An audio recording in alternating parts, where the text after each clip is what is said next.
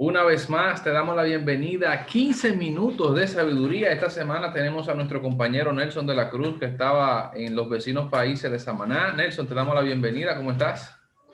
Bien, pero en Samaná, pero enfermo, por eso no estuvimos con ustedes, pero estamos aquí continuando en este proyecto. Dios le bendiga a todos. Excelente. Sube el ánimo, Nelson, que ya estamos aquí. Esta semana estaremos estudiando una lección que se llama Jugar a ser Dios. Si tú quieres saber de qué se trata, quédate con nosotros estos 15 minutos y vamos a ver qué nos trae el Señor esta semana con nosotros. Vamos a tener una oración. Gracias, Dios, por la Amén. oportunidad que nos das de estar en este espacio estudiando el folleto de Escuela Sabática, la lección número 6. Que tu Espíritu Santo nos habla a cada uno de nosotros. En el nombre de Jesús. Amén. Amén. Amén. Amén. Sí, así mismo, como dice Manuel, en la lección de esta semana estamos hablando de un título muy interesante, Jugar a ser Dios. Y el texto clave nos dice, he aquí que este es nuestro Dios. Le hemos esperado y nos salvará. Este es Jehová, a quien hemos esperado. Nos gozaremos y nos alegraremos en él. Isaías 25:9. Interesantemente, este versículo se encuentra dentro de una serie de capítulos que, aunque el lector simple no se ha podido percatar, aparentemente el libro de Isaías está dividido en como mini libros. O sea, desde el capítulo 1 al capítulo 13 tenemos un libro y a partir del capítulo 13 él se presenta nuevamente porque trata una temática totalmente distinta. Tiene que prestar atención a esta idea porque es muy importante para entender el significado. Tenemos que hablar sobre la introducción del sábado, donde nos dice que un pastor predicó un tema penetrante sobre el orgullo y el daño que produce. Fue tan interesante el sermón que una de las feligreses se acercó al pastor y dijo que tenía que confesarle un pecado. Cuando el pastor escucha la confesión de la hermana, nota que la confesión consistía en lo siguiente. La hermana se sentía que había pecado con orgullo porque se había mirado al espejo y había dicho que ella era muy hermosa. El pastor le dijo que quizás su pecado no era de orgullo, sino de presunción o de autovaloración. No importa cuál fue el concepto que ella tenía, lo importante que nos relata la historia es que desde que el orgullo entró al mundo, ha hecho daños grandes y enormes y su efecto es ilimitado. El orgullo es la principal causa del dolor, del sufrimiento y estamos aquí por él. Por eso vamos a hablar en este día de un tema muy interesante con respecto al tema del orgullo y sus efectos. En la lección de escuela sabática hemos estudiado en la semana pasada cómo el profeta Isaías resalta al reino asirio como el reino que ha agraviado y que se representa como el reino que amenaza la vida espiritual o la vida física del pueblo de Israel. Pero si tú analizas en el libro de Isaías que estamos estudiando ahora, desde el capítulo 13, versículo 1, que nos dice, tiene un encabezado que menciona a Isaías como profeta, como decíamos, ya hablando como si fuera una segunda parte del libro.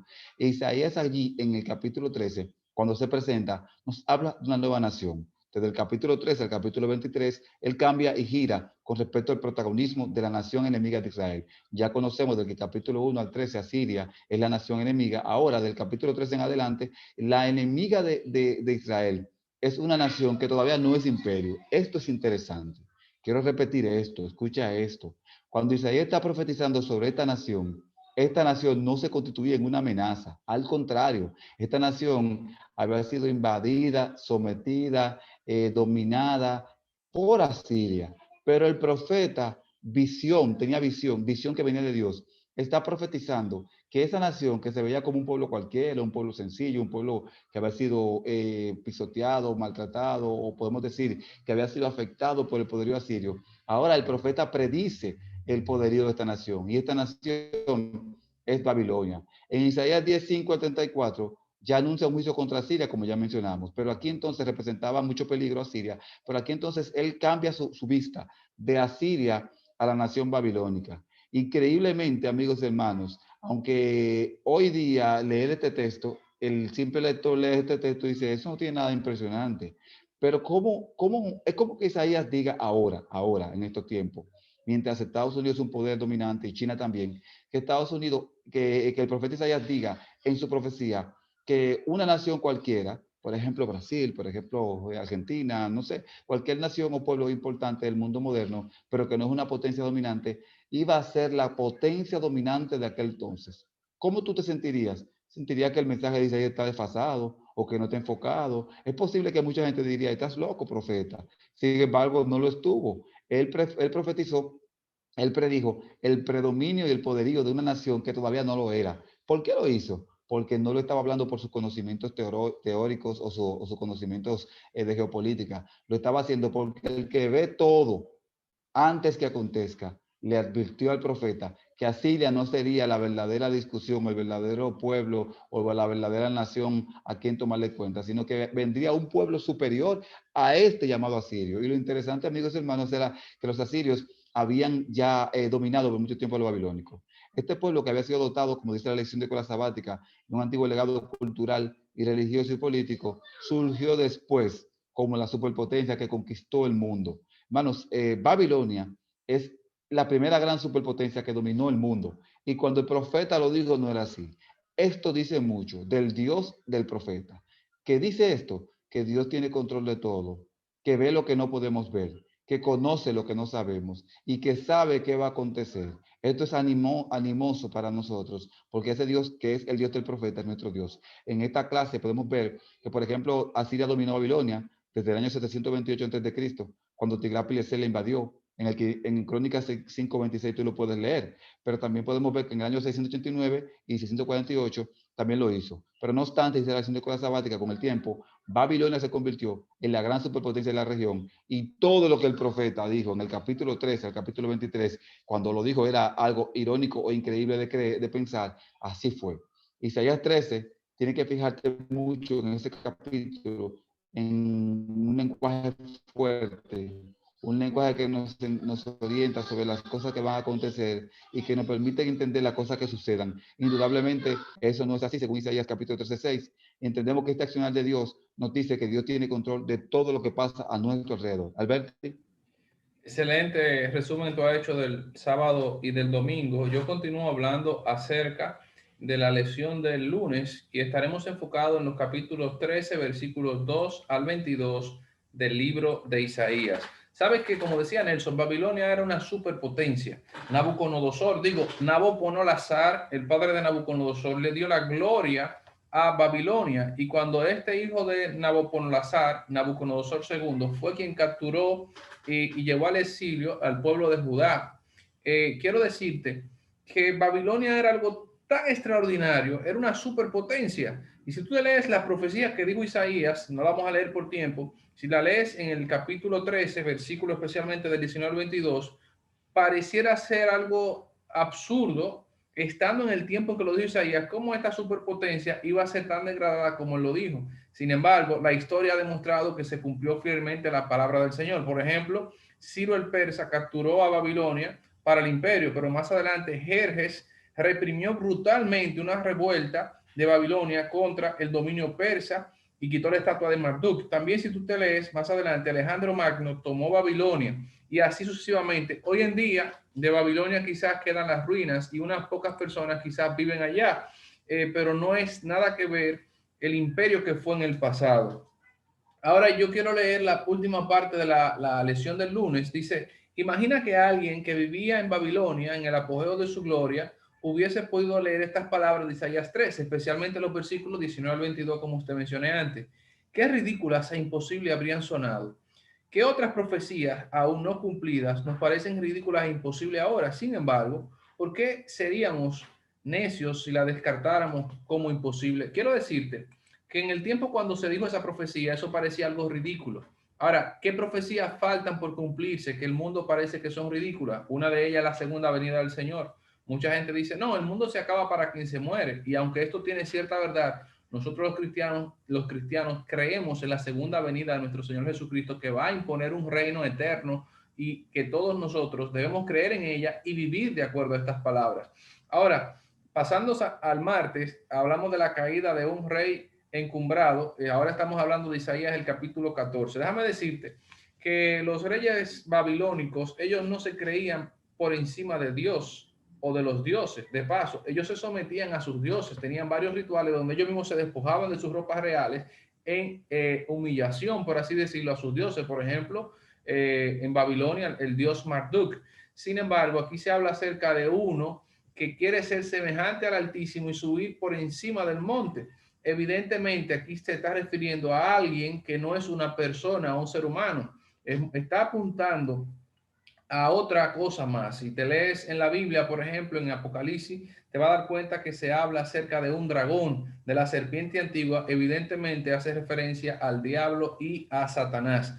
Aunque los reyes babilónicos, a ellos no les faltaba la arrogancia, pero es evidente, repito, que no se aplica a ellos el concepto de estar por encima de los dioses que se menciona en el libro de Isaías 14, 12 al 14, cómo caíste de la mañana, oh querubín. Entonces, te quiero hacer una pregunta. ¿Qué contraste hay entre este ser, Satanás, y entre Jesús? Él quiere ser igual a Dios, son por encima de Dios. Sin embargo, Jesús se contrasta que siendo igual a Dios, no tuvo como cosa que aferrarse, sino que se humilló y tomó la forma de siervo. Jesús fue Dios o es Dios, se hizo hombre, se humilló, pero al venir siendo hombre se hizo siervo, pero no solamente se hizo siervo, sino que muere en la cruz y de una manera vil para que tú y yo tengamos esperanza de vida eterna. Satanás, que es un ser creado, él quiere subir, y Jesús, que es un ser inmortal, decidió descender por amor a ti y a mí. ¿Qué contraste vemos en estas dos personalidades? Por ejemplo,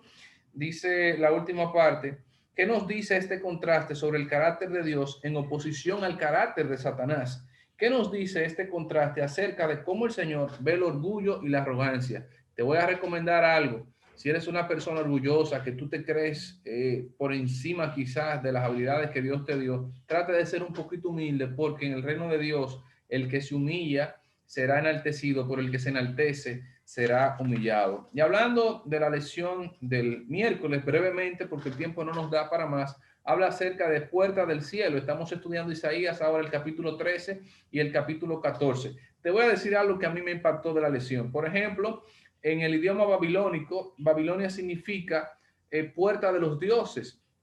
Sin embargo, se contrasta con Betel, que es puerta, déjame ver, se me extrañó. Betel dice que es, a ver, aquí lo tengo, puerta de Dios, la puerta del cielo en Betel.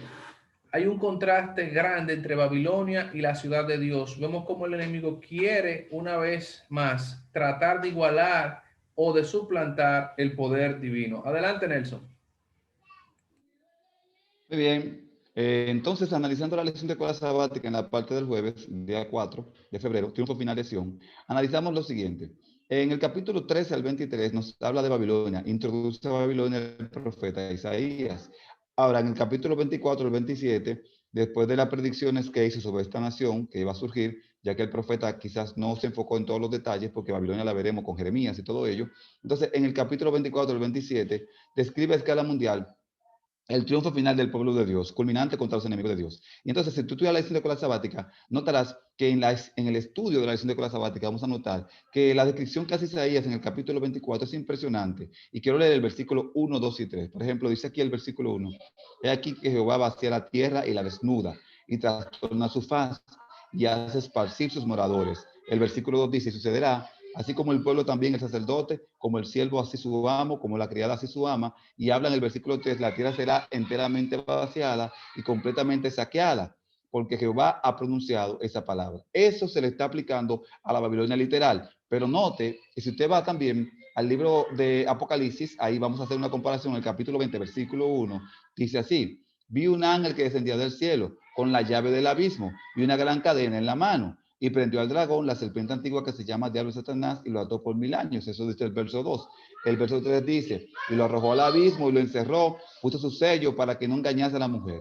Si lees el capítulo 20 de Apocalipsis, el capítulo 24, 25, 27 de Isaías, compararás que hay un paralelismo. Este paralelismo es porque, aunque Babilonia literal tenía un gran alcance, hay una Babilonia espiritual en Apocalipsis que es la que va a recibir la condenación porque es la verdaderamente orgullosa, que a diferencia de la Babilonia literal, como decía Alberti, esta Babilonia espiritual se opone a Dios y ha hecho cosas peores que Dios, que Babilonia antigua. Por eso, si Dios va a tomar control, en esta lección aprendemos, Dios tiene control de todo y al final todo, Él va a terminar con el mal y el pecado. ¿Cuál es nuestra decisión? Bueno, entonces tú puedes encontrar lo que dice Proverbios 3, versículos 5 a 7.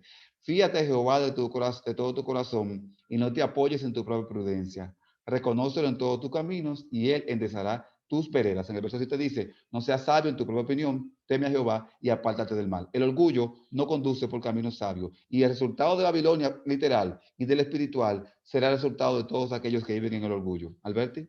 Muy bien, gracias por estar con nosotros, Nelson. Nos alegra que esté aquí. Lamentamos que Joan no pudo estar con nosotros hoy. Nos vemos, si Dios quiere, la próxima semana estudiando la derrota de los asirios. Muchas gracias, que Dios te bendiga. Hasta la próxima semana.